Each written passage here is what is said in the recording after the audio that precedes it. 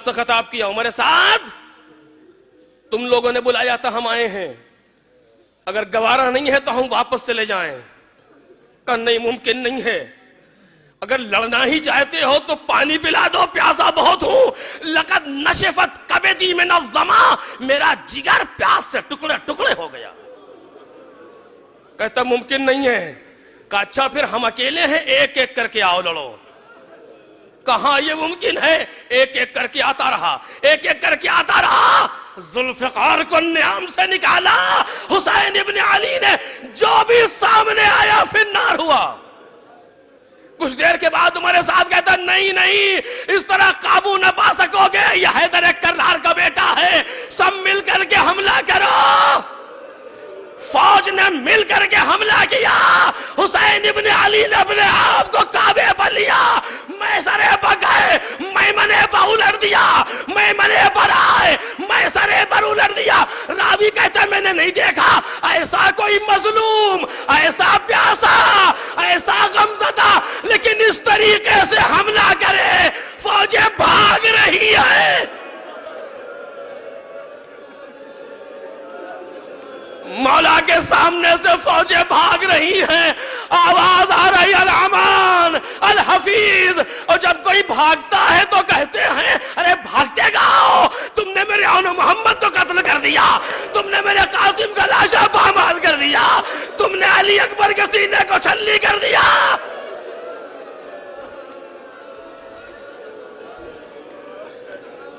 جنگ کرتے کرتے آسمان سے ایک ورقہ گرا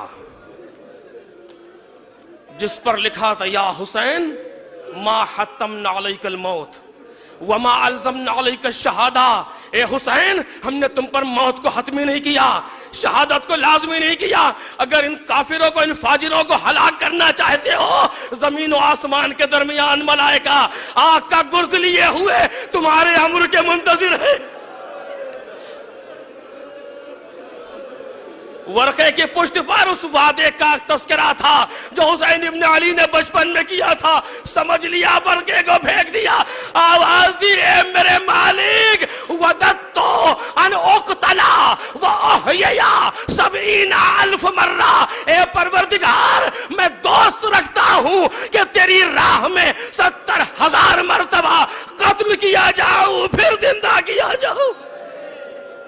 سیما اذا کانا فی قتلی نصرت دینک وحفظ ناموس شرعک، خصوصیت سے اس وقت جب میرے قتل سے تیرا دین بچ رہا ہو، تیرے شریعت کی ناموس محفوظ ہو، تلوار کو نیام میں رکھا، پشت فرس پر جھوم رہے حسین۔ بھاگی ہوئی فوجیں پلٹی، چاہتے ہیں کچھ دیر انتظار کرے، تھوڑا سا سست آگے پھر حملہ کرے۔ ایک تیر سہشوبہ حسین کے شکم پر لگا، گھوڑے پر سنبھلا نہ گیا، گھوڑے کے گردن میں باہیں ڈال دیں۔ عجب نہیں کہا ہو اسب با وفا مجھے وہاں پہنچا دے جہاں اماں منتظر ہے۔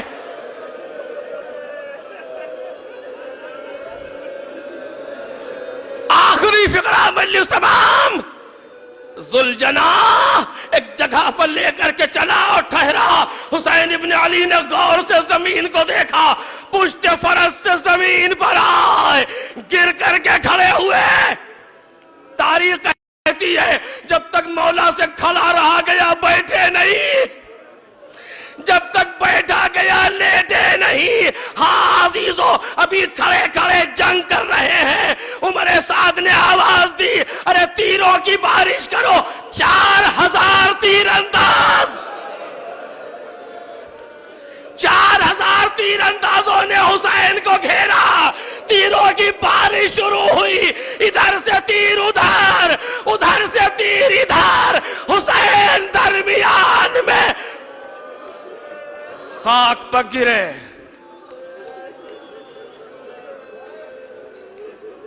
کسی میں طاقت نہیں ہے جو مولا سے قریب ہو جائے۔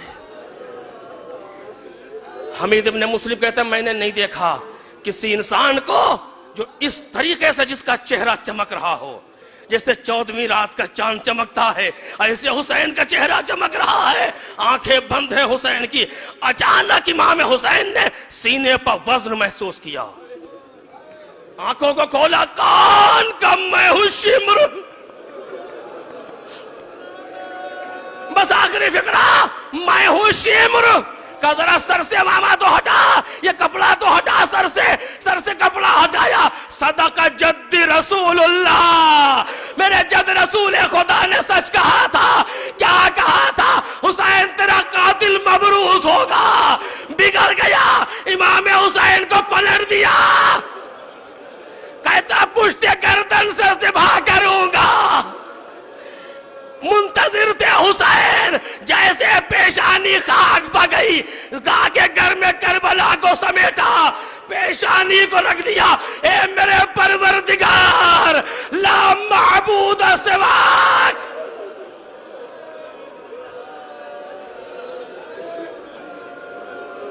خالی گھوڑا حسین ابن علی کا کچھ دیر امام کے گرد طواف کرتا رہا، کبھی تیر نکالتا ہے، کبھی دشمن کو ٹاپوں سے بھگاتا ہے۔ جب دشمن کچھ دور ہو چکے تو گھوڑا خیمے کی طرف چلا، بس جملہ سن لو، مجلس تمام ہو گئی، خیمے کی طرف چلا۔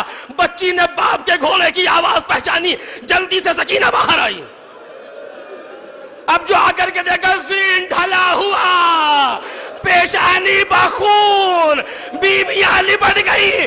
امام زمانہ کہتے ہیں میں اس منظر کو نہیں بھول سکتا، جب خالی ہوا، جب خالی گھوڑا میدان سے آیا، ہر ایک نے اپنے باپ کو بے وارث محسوس کیا۔ بیویاں ذوالجناح سے لپٹی ہوئی، اے میرے وارث کے گھوڑے، میرے وارث کو کہاں چھوڑا؟ سکینہ قریب آئی گھوڑے کے، کہتی میرے بابا کے گھوڑے، یہ مجھے معلوم ہے کہ میرا بابا مارا گیا، تو خالی آیا ہے، مجھے پتا ہے میرا بابا مارا گیا، اتنا بتا دے حل سو کیا ابھی، ارے اتنا بتا